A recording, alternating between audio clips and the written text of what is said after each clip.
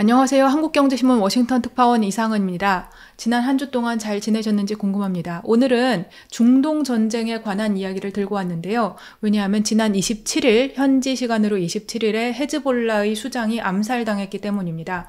하마스나 헤즈볼라라는 이름을 많이는 들어보셨을 텐데 사실은 우리가 중동 지역에 대해서는 또 이렇게 자세히는 알지 못하는 경우가 많잖아요. 저도 이번에 조금 공부를 해야 했습니다. 왼쪽에 보시는 사진은 레바논의 수도 베이루트입니다. 베이루트의 남부 지역인데 이곳에 대규모 공습이 있었습니다. 지난 27일부터 28일 새벽까지 있었고요. 이 공습은 이스라엘하고 하마스 사이에 또 이스라엘하고 헤즈볼라 사이에는 계속 공습 서로 간에 이제 공격 관계가 있었지만 헤즈볼라에 대한 지난 1년간의 공습 중에 이번 공격이 가장 강력했다는 평가를 받고 있습니다. 왜냐하면 이번 공격은 목표가 뚜렷했던 공격이기 때문인데, 오른쪽 사진을 보시면 이 사진에 있는 인물이 이번에 암살당한 헤즈볼라의 수장인 하산 나스랄라입니다. 하산 나스랄라는 베이루트 동쪽에 있는 난민촌에서 태어났다고 합니다. 시아파 가정에서 태어나서 시아파가 이란이 종주가 되어 있는 그런 종교적 이슬람의 한 뿌리이죠. 시아파 가정에서 태어나서 여러 경로를 거쳐서 1982년에 헤즈볼라에 합류를 했고요. 1992년에 헤즈볼라의 수장인 사무총장 자리에 올랐습니다. 그 이후로 무려 32년 동안이나 헤즈볼라를 이끌어왔기 때문에 헤즈볼라라고 하면 나스랄라를 당연히 떠올리게 되는 대표적인 리더였는데 이번에 공습으로 인해서 엊그저께 사망하게 되었습니다. 이로 인한 현지 분위기는 당연히 이 지역, 레바논 지역의 국민들로서는 믿을 수 없이 슬퍼하는 분위기가 있고요.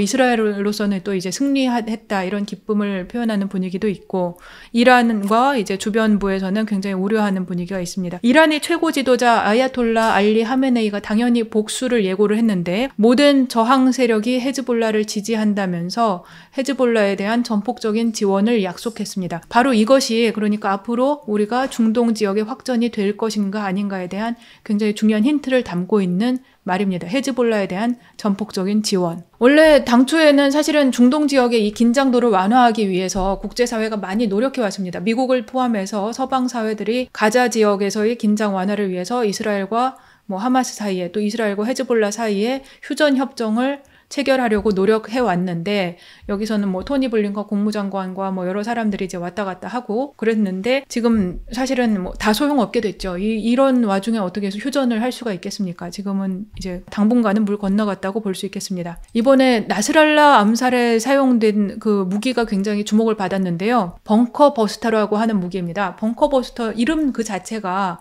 벙커를 버스트, 무너뜨리기 위한 그런 폭탄입니다.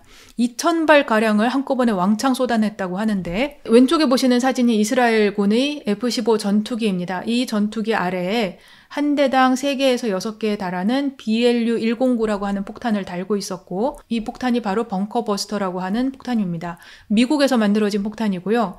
2,000파운드 무게를 가지고 있습니다. 2,000파운드면 900kg 정도 되는 굉장히 무거운 폭탄입니다. 이 폭탄의 특징은 2m 정도 되는 콘크리트 벽도 뚫을 수 있다고 하는데요. 어떻게 해서 그렇게 되느냐? 사실은 우리가 공습이 있거나 무슨 외부의 위험이 있을 때에는 지하철로 대피를 하라는 이야기를 많이 하잖아요. 불났을 때 빼고. 이렇게 할 수 있는 이유는 강력한 콘크리트 아래에 들어가면 사실 웬만한 충격에는 다 견딜 수 있기 때문인데, 벙커버스터는 어떻게 그걸 뚫느냐? 아래로 먼저 들어가서 그 다음에 시차를 두고 터지기 때문입니다. 그래서 벙커에 숨어있는 은신한 사람들을 공격하기 위해서 만들어진 폭탄이고, 이번에 딱 그러한 목적 그대로 헤즈볼라의 수장인 나스랄라를 암살하는 데 사용이 됐습니다.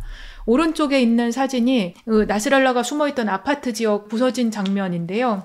보시면 2m 두께의 콘크리트 아래에 숨어 있었다 해도 소용이 없었다는 것을 우리가 눈으로 확인할 수 있습니다. 지하 벙커를 겨냥해서 이번에 참수 공격을 했다는데 수초 사이에 수십 개씩 폭탄이 이렇게 와그르르 떨어지는 방식으로 공격을 했다고 하고, 특히 이 아파트를 겨냥한 공격은 나스랄라 거기 있다는 것을 이스라엘이 알고 수개월 동안 알고 있다가 이번에 나스랄라가 어디로 이동하려고 했었나 봐요. 그래서 지금이 기회다라고 결행을 딱 했다고 하는데, 사실은 그거는 항상 이렇게 시기를 보다가 딱 그걸 결행했다고 볼 수 있는 거죠. 그래서 하마스 날리고 헤즈볼라 날리고 이제 본격적으로 승리를 선언하고 있는 중입니다. 네타냐후 총리가 이번 승리에 대해서 굉장히 기뻐하고 있는데, 사실은 무리도 아닌 것이 지금 지난 불과 수개월 사이에 우리가 다 보았지만 거의 하마스하고 헤즈볼라의 수뇌부가 괴멸 상태에 이르렀습니다. 거기에 아무리 뭐 사람이 많다고 해도 이 조직들이 예를 들면 하마스 같은 조직은 그렇게까지 큰 조직은 아니거든요. 헤즈볼라도 한 10만 명 가량 된다고 하고 하마스도 한 뭐 2만 명 이하 이런 표현들을 쓰는데요. 2만 명 정도 되는 조직에서 수뇌부라고 하면은 얼마나 되겠습니까? 그래봐야 뭐 100명 이하 이 정도일 텐데 지난 수개월간의 공격으로 이스라엘 적극적인 타깃한 공격으로 드론 떨어뜨려서 죽이고 또 나스랄라를 죽이듯이 폭탄 떨어뜨려서 죽이고 하는 방식으로 대부분의 수뇌부가 제거당했습니다. 맨 왼쪽에 보시는 사람이 이스마일 하니에라고 하는 하마스 수장, 지난 7월 31일 날 암살된 사람이고요. 하마스에서도 비교적 온건파로서 협상에 응하고 있었다고 하는데도 불구하고 이스라엘 측에서는 적이었기 때문에 예고 없이 암살당했습니다. 네, 그리고 오른쪽에 가운데 있는 사진은 푸아드 슈크르라고 하는 헤즈볼라 사령관인데 그 바로 전날인 7월 30일 날 암살당했고요. 그리고 오른쪽에 있는 이브라힘 아킬은 헤즈볼라의 사령관입니다. 지난번 이스라엘 공습을 주도했다고 하고요. 9월 20일 날 암살당했습니다. 이스라엘로 입장에서 보면 인질들이 있는 이스라엘 쪽에서는 이 사람을 꼭 죽여야 됐었겠죠. 아마도. 이번에 공격에서도 사실은 나스랄라만 사망한 것은 아니고 나스랄라를 비롯해서 헤즈볼라 측 지도자들이 수십 명이 한꺼번에 사망한 것으로 알려졌습니다. 헤즈볼라의 남부 사령관 알리 카르키라고 하는데요. 그런 사람들도 같이 죽은 것으로 알려졌고 지금 현재도 계속 공습이 이어지면서 헤즈볼라 측의 사령관들이 계속 이렇게 제거되어 가고 있는 중입니다. 다니엘 하갈이라고 하는 이스라엘 군 대변인이 있는데요. 그 제독이 기자들과 만나서 뭐라고 했냐면 우리는 지금 이 시간에도 헤즈볼라의 지휘관을 타격하고 제거하고 살해하고 있습니다. 라고 말을 했습니다. 뭐 아시는 분들은 아시겠지만 이렇게 지금 이스라엘이 누구하고 싸우고 있는가에 대해서 간단하게 정리를 해보았는데요. 이스라엘과 이란 사이에 반목하는 관계라고 일단 큰 그림은 그렇습니다. 근데 이란이 직접 이스라엘과 싸우느냐? 그렇게 되면 그게 바로 중동 전쟁이 되는 겁니다. 근데 지금은 아직 그런 단계는 아니고 이란은 자신의 대리인들을 내세워서 싸우고 있는데요. 대리인을 이제 영어로는 프록시라고 부를 수 있는데 그것이 대표적인 게 하마스, 그리고 헤즈볼라, 후티입니다. 후티 반군 이야기도 아마 올 초에 지난번 그 홍해에서의 선박 상선 억류하고 이제 납포하는 문제로 인해서 그때도 한번 기사화가 많이 되었기 때문에 들어보셨을 테고요. 하마스하고 헤즈볼라도 이제 오랜 동안 우리에게 좀 익숙한 이름들이죠. 근데 서로 다른 지역에서 서로 다른 조직들이 활동을 합니다. 하지만 모두 이 뒤에는 사실은 이란이 서 있고 이란이 이스라엘과의 이제 갈등 상황 속에서 이들에게 전략적으로 이제 지원을 하거나 도움을 요청하는 그런 관계, 도움을 요청하고 또 지시를 하는 그런 관계라고 볼 수 있습니다. 오른쪽에 있는 그림 보시면 여기 이게 이스라엘이고 여기에 하마스가 요 가자 지역을 중심으로 활동하고 있습니다. 가자 지역이 사실은 지역적으로 이렇게 넓은 지역이 아니기 때문에 하마스의 숫자도 사실은 그렇게는 많지 않습니다. 2만 명 이하 정도 된다고 할 수 있고 여기에서 이스마일 하니에라는 사람이 조금 전에 보셨던 아까 왼쪽에 있던 요 사진이고요. 후임이 야히야 신와르라고 하는 사람인데 그 사람도 지금은 은신 중입니다. 가운데 헤즈볼라는 레바논 지역을 중심으로 여기 이스라엘 팔레스타인과 경계를 두고 있는 여기 레바논 지역을 중심으로 활동하는 것이 헤즈볼라이고 헤즈볼라의 리더가 이번에 사망을 한 것이 후임자는 아직 미정입니다. 그리고 또 하나의 이란의 대리인으로 꼽히는 것이 후티 반군인데요. 예멘은 여기 이 아래에 있습니다. 여기 요 수에즈 운하를 막을 수 있는 그런 자리에 있는데 이 홍해로 들어가는 배들을 막다가 지난번에 이제 미군한테 한번 크게 당했죠. 미군의 공격을 받았죠. 이들이 이제 이란으로서는 대리인으로 활동시키고 있는 조직들입니다. 무장 정파 조직들입니다. 여기 보시는 사진은 지난 9월 17일하고 18일에 레바논에서 그 이스라엘이 터뜨린 삐삐하고 무전기의 모습인데요. 이거는 삐삐 사진이네요. 이때도 헤즈볼라가 상당히 큰 타격을 입었는데 이번에 이제 헤즈볼라 측의 수장까지 사망하면서 더 이상 뭐 돌이킬 수 없는 피해를 입고 조직이 상당히 괴멸적인 와해 수준에 이르렀을 것으로 생각이 됩니다. 나스랄라뿐만 아니라 다른 사령관들도 많이 사망했기 때문에요. 하지만 이제 이스라엘은 여기에서 멈출 생각은 없어 보입니다. 계속해서 더 밀어붙이고자 하고 있습니다. 지금이 타이밍이라고 생각을 하는 것인데 그래서 28일 날에는 어떤 일이 있었냐면 레바논과의 지상전을 준비하고 있습니다. 근데 지상전은 지금까지 했던 공습이나 이런 것과 달리 민간인 피해가 클 수밖에 없는 전쟁의 방식입니다. 또 이렇게 하면 굉장히 전쟁이 확산되는 그런 양상으로 갈 수밖에 없고, 그런데도 불구하고 이제 그런 지상전을 준비하고 있는 것이 이제 많은 언론사에 관찰되었습니다. 지금 여기 이거는 북부의 국경, 이스라엘과 이제 레바논이 서로 맞닿고 있는데, 레바논이 위쪽에 있으니까 이스라엘의 북부 그리고 레바논의 남부 지역의 국경에 지금 탱크를 보낸 모습을 보시고 계시는 거고요. 여기에 이동식 대피소를 설치하는 모습도 확인되었다고 합니다.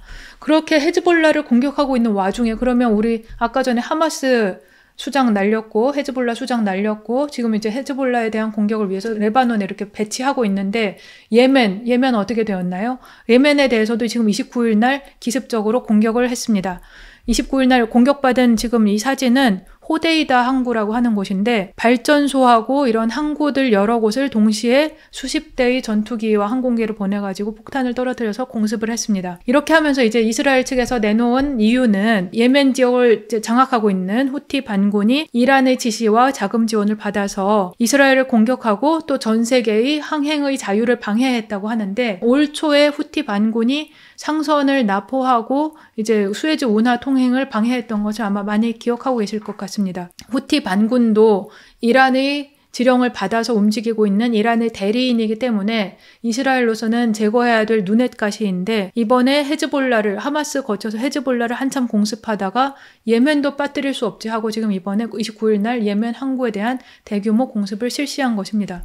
이렇게 하면서 이란에 대해서는, 지금 이란은 뭐 수족이 계속 잘려나가고 있는 중이고요. 이스라엘 입장에서 보면 승리하고 있는 중입니다. 그래서 이스라엘은 스스로 이런 상황을 새로운 중동이 도래했다라고 평가하고 있습니다. 왼쪽에 보시는 사진은 이제 네타냐후가 지난 27일 날 유엔 총회에서 발언할 때의 모습인데요. 더 curse, 이렇게 그 저주의 지역이라고 하면서 이란과 이라크, 시리아 이런 지역들을 표시를 해놓았습니다. 그리고 또 이제 더 blessing 하면서 이제 동맹국들의 이제 색깔을 좀 초록색으로 표현을 했는데, 이날 네타냐후 는 우리가 역사적인 전환점을 맞이했다, 우리가 승리하고 있다, 이런 말들을 했습니다. 그리고 이스라엘 언론에서도 이러한 네타냐후의 승리에 대해서 비교적 우호적인 평가를 하고 있습니다. 사실은 지금까지 네타냐후가 이러한 강력한 그 호키시한 매파적으로 이렇게 막 전쟁을 벌이는 전쟁광적인 면모를 보이는 것에 대해서 이스라엘 내부의 여론이 그렇게 좋지만은 않았는데요. 왜냐하면 지금까지 약 100명가량의 인질들이 아직 남아있기 때문에 이 이스라엘 시민사회에서는 인질들의 안위를 가장 먼저 우선으로 걱정하고 있고, 그리고 네타냐후가 통제되지 않는 이런 행보를 보이고 있는 것에 대해서 우려가 컸는데, 지금까지 오랫동안 골칫거리였던 하마스와 헤즈볼라의 수장을 날리고 막 수많은 이제 괴멸적인 타격을 실제로 입히는 것을 보니까 이스라엘 내에서도 네타냐후의 이런 전략에 대한 지지가 더 커지고 있는 것으로 보입니다. 그래서 국내 정치적으로도 이득이 있고요. 또 이러한 네타냐후의 전략은 미국 대선에도 영향을 주고 있습니다. 사실은 이제 이스라엘은 이러한 전쟁을 할 때 그 비용의 상당 부분은 미국으로부터 지원을 받습니다. 지금까지 이제 미국이 100 몇십억 달러를 이스라엘에 군사적으로 가자 전쟁과 관련해서 지원을 한 것으로 나타나 있는데, 이스라엘의 네타냐후 입장에서 보면 바이든보다는 트럼프가 조금 더 손발이 맞는 상대라고 할 수 있습니다. 그래서 바이든은, 왜냐하면 바이든은 지금까지 뭘 원했나요? 휴전 협상을 하자. 유럽에서는, 유럽연합은 아예 두 국가 해법, 이스라엘하고 팔레스타인이 평화적으로 공존해야 된다는 주장을 펼쳐왔고, 바이든 입장에서는 휴전을 해서 둘이 어떻게 좀 이 지역의 긴장도를 완화해보자 라고 하면서 뭐 블링컨도 파견해보고 여러 가지 이제 노력을 지금까지 해왔지 않습니까? 그러니까 이런 서방사회의 노력이 네타냐후로서는 그렇게 반갑지만은 않았던 겁니다. 네타냐후는 이런 식으로 협상을 통해서, 협정을 통해서 둘이서 사이좋게 잘 살아볼 생각이 우리는 전혀 없고, 우리는 우리가 이 땅을 모두 다 차지해야 된다, 나머지 모든 적은 다 쓸어버려야 된다는 생각을 가지고 있었고, 실제로 그것을 실행에 옮기고 있는 중입니다.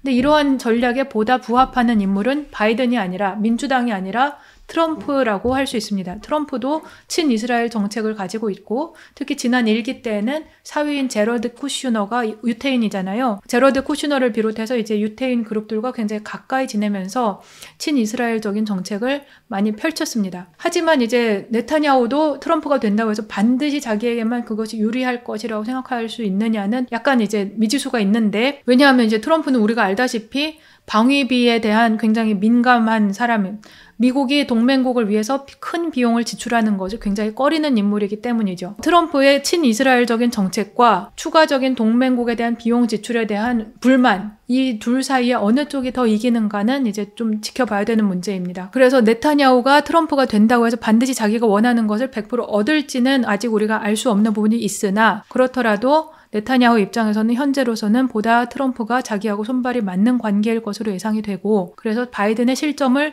의도해서 지금 이 상황에서 이렇게 대응하고 있다는 그런 분석도 많이 나오고 있습니다. 그러니까 바이든이 국내 정치에서 실점해서 바이든 협상 지금까지 뭐 무슨 휴전 협정 한다고 하더니 다 소용없네. 이게 이스라엘이 동맹국이라고 돈은 갖다 퍼다 주는데 이스라엘이 하마스 수장을 날리는지 헤즈볼라 수장을 날리는지 통보도 한마디도 못 드는 그런 외교 정책이 무슨 소용이냐, 이런 국내에서 비판이 이미 나오고 있거든요. 이러한 실점을 의도했다는 그런 시각도 적지 않습니다. 어쨌든 만약에 트럼프가 당선된다면 트럼프와 네타냐후는 서로가 둘 다 여우 타입이랄까, 굉장히 신뢰 관계에 기반한 그런 행동보다는 서로의 이해 득실에 따라서 움직이는 관계이기 때문에 누가 더 이제 우위에 설지는 좀 지켜봐야 될 것 같습니다. 바이든은 그러면 이러한 상황에 대해서 당연히 화가 났겠죠. 그럼에도 불구하고 일단은 정의의 조치였다. 헤즈볼라의 수장을 날린 것은 정의의 조치였다고 카멀라 해리스 부통령과 함께 발표했습니다. 하지만 사실은 이번에도 통보조차 못 받았기 때문에, 그래서 그 속이 부글부글 끓고 있는 것은 분명하고요. 그걸 감출 생각도 사실은 별로 없습니다. 미국 언론에 계속 흘러나오고 있습니다. 그 바이든이 굉장히 화가 났고 또 국무부 사람들이 화가 났다는 것이, 그것 때문에 이제 욕설을 했다는 보도도 잇따르고 있고요. 지금 이 위에 bad F 단어를 쓰는 것은 이번에 쓴 말은 아니고 올 초에 썼던 단어인데, 그때도 그랬고 또 지난번 한이의 암살 때에도 욕을 했다는 보도가 있었고, 이번에도 아마 분명히 안 봐도 비디오로 그런 일이 있었을 것으로 예상이 됩니다. 그럼에도 불구하고 바이든은 이스라엘 지원이라는 스탠스를 바꿀 수는 없는데요. 그거는 대선을 앞두고 있기 때문에 더욱더 그렇습니다. 유택의 표를 포기할 수가 없고, 유택의 돈을 포기할 수가 없고, 미국이라는 나라가 이스라엘과의 동맹 관계를 포기할 수는 없는 거죠. 그거는 미국의 어떤 정체성과도 관련이 된 부분이고 또 종교적으로도 인적으로도 다 연결된 관계이기 때문에, 이란은 미국의 적이고 이란의 지지를 받고 있는, 이란의 지원을 받아서 무장 정치 활동을 하고 있는 헤즈볼라나 하마스 역시 미국의 적입니다. 이스라엘이 지원해야 될 대상이고 하마스와 헤즈볼라는 제거해야 될 대상이라는 것이 맞고, 그런데 이러한 스피드, 네타냐후의 스피드와 템포는 따라가고 싶지 않은 거죠. 나름대로 어떤 평화적인 부분, 그런 걸 해야 되는 부분도 있고 또 이제 공격을 더 고삐를 줘야 되는 부분도 있는데, 이번에는 완전히 네타냐후에 끌려다니는 그런 형국이 되었잖아요. 돈은 돈대로 쓰면서. 이 부분에 대해서 이제 바이든이 화가 날 수밖에 없는 것이죠. 화가 나면서도 하지만 말릴 수도 없는, 그리고 네타냐후는 이런 상황을 10분 이용하고 있는 그런 형국으로 보입니다. 이란의 속사정도 한번 우리가 생각해 볼 필요가 있는데요. 하니예가 죽었을 때에도 이란이 분명히 복수를 하겠다고 했습니다. 근데 진짜로 복수를 했느냐? 하지는 않았거든요. 이란이 직접 행동하지는 않았습니다. 물론 하마스나 헤즈볼라가 행동을 했지만 직접 이란이 나서지는 않았고, 이번에 나스랄라가 사망한 후에도 하메네이는 복수를 다짐을 했습니다. 피해 복수를 다짐을 하였는데, 그러면 하메네이가 이번에도 행동에 나서지 않을 것인가? 이것이 우리가 지금 가장 이번 중동 사태를 지켜보면서 관심 있게 살펴봐야 되는 부분입니다. 하메네이가 일단 성명은 이렇게 냈어요. 이 지역의 모든 저항 세력이 헤즈볼라와 함께 서서 지지한다. 이게 미묘한데요. 이란이 직접 나서서, 내가 직접 나서서 응징하겠다는 표현을 쓰지 않았습니다. 모든 저항 세력이 함께 서서 지지한다. 여전히 간접적으로 대리인을 통해서 대응하겠다라는 그런 뉘앙스를 가지고 있습니다. 하지만 지금 이란이 더 이상 대리인을 쓸 수 있느냐? 지금 이란의 상황이 객관적으로 전력을 여러 가지 분석을 해봐야 되는데, 가장 큰 대리인 역할을 맡았던 하마스와 헤즈볼라가 지금 조직이 저 모양이 되었는데 이란이 마음대로 대리인을 쓸 수가 있을까요? 지금 헤즈볼라의 다음 수장이 누구인지도 분명하게 알려지지 않았고, 하마스의 차기 수장 역할을 하고 있는 신와르는 어딘가에서 은신을 해야 되는 처지입니다. 왜냐하면 본인도 지금 내일 모레 사망할 수도 있으니까요. 그래서 하마스와 헤즈볼라의 조직을 자체적으로 본인들도 추스르기 위해서 지금 애써야 될 형국인데, 이란이 피해 보복을 하겠다고 해서 지금 어딘가에서 막 무기나 이렇게 물자가 갑자기 쏟아져 들어오는 곳도 없거든요. 이란은 지금 사실 경제적으로 매우 곤궁한 상황에 처해 있습니다. 지난번에 이란 대통령이 추락사고 5월 달에 있었던 거 아마 기억을 하실 수도 있는데요. 그때 추락한 이유가 헬기에 더 이상 보수를 할 부품이 없어서라는 그런 분석도 있었거든요. 헬기 그 부품은 사실은 군사적인 제재를 굉장히 강력하게 경제 제재를 받고 있기 때문에 이런 부품을 보수할 수 있는 그 루트가 없습니다. 그래서 그런 것 하나하나 구하는 것조차 지금 쉽지 않은 형편에서 돈이 어디서 화수분처럼 나오지도 않는데 석유를 팔아서 석유도 이제 우회적으로 팔아야 되는 이런 까다로운 상황에서 이게 쉽지 않은 거죠. 그러니까 이란은 지금 두 가지 상황에 처해 있습니다. 첫째는 대리인들이 쉽게 사용 가능한 상황이 아니다. 내가 직접 나서야 된다는 이스라엘의 압박. 이스라엘은 이란 나와라, 나랑 붙자 이렇게 하고 있는데 그런 압박을 받으면서도 동시에 한 가지는 확전이 되었을 때 이것을 감당할 수 있느냐, 객관적으로 이 상황을 감당할 수 있겠는가. 만약에 했다가 다 이란이 완전히 와해되고 이스라엘과 진짜 전면전을 펼친다는 것은 미국과도 함께 붙자는 이야기고 전 세계를 완전히 적으로 돌리게 되는데, 이미 적이긴 하지만 이제 본격적으로 전쟁을 하게 되면 그 비용과 여러 가지 상황들을 감당할 수 있는가, 추가적으로 더 심한 경제 제재, 그리고 더 강력한 군사적인 어떤 파괴적인 조치들, 이것을 감당할 수 있는가에 대해서 이란이 계산을 하고 있을 것으로 보입니다. 사실은 그리고 이란 내부의 상위 지도자들도 다 자기들이 편안한 상태입니다. 지금 이대로 하마스나 헤즈볼라가 나가서 싸워주는 상태가 편한 것이지 이란이 직접 나가서 싸워서 직접 지금 위협에, 암살의 위협에 노출되는 것이 그렇게까지 편안하진 않습니다. 그리고 사실은 다음 타깃이 바로 하메네이일 수도 있는 거거든요. 이스라엘 입장에서 보면 이런 여러 가지 사정들을 고려했을 때 보복을 다짐은 하지만 이란이 진짜로 확전을 할 수 있는지에 대해서는 아직 의문의 여지가 있고, 그러나 그럼에도 불구하고 이스라엘은 이란 나와라, 다음 타깃은 너다라고 지금 이제 압박을 하고 있는 것이 현재의 상황입니다. 그래서 이란이 어떻게 대응하느냐가 앞으로의 이 중동 전쟁으로의 확전, 혹은 이게 국지전이냐 아니면 전면전이냐의 여부를 결정할 것으로 예상이 됩니다. 중동전쟁 이야기 오늘은 여기까지 하고요. 부통령 후보의 토론이 이번 주에 빅 이슈로 앞두고 있습니다. 사실은 뭐 이게 아무래도 대통령 후보 토론보다는 좀 중량감은 약하죠. 미국 동부에서 오후 9시에 10월 1일 오후 9시에 시작을 하고요. 한국 시간으로는 10월 2일 오전 10시에 시작합니다. 중량감은 조금 덜하지만 제가 보기에 이건 상당히 꿀잼일 것으로, 두 사람 다 아주 말을 잘하고 또 이제 비유나 직설적인 표현들도 잘하는 사람들이기 때문에 아주 재미있을 것으로 예상되고요. 또 이번 주에 주요 지표들 나오는 것 굉장히 많습니다. PMI 지표가 여러 가지가 나옵니다. 시카고 PMI, 그리고 S&P 글로벌 제조 PMI, 그리고 9월 ISM 서비스 PMI가 각각 나올 예정입니다. 글로벌 서비스 종합 PMI도 같이 나옵니다. 그리고 10월 4일 날에는 9월달 고용 보고서가 나오는데요. 9월 고용 보고서는 이제 지난 50bp 금리 인하를 결정했던 파월 의장이 추가적으로 어느 정도 금리 인하가 필요한가에 대해서 이제 판단할 수 있는 근거가 되는 중요한 보고서가 될 것으로 보입니다. 이번 주 주요 기업 실적 중에는 이제 10월 1일 날 나이키 실적이 가장 눈에 띄네요. 10월 1일 폐장 후에 나올 예정입니다. 오늘은 여기까지 하고요. 또 다음 주에 재미있는 주제로 여러분들을 다시 만나 뵙도록 하겠습니다. 감사합니다.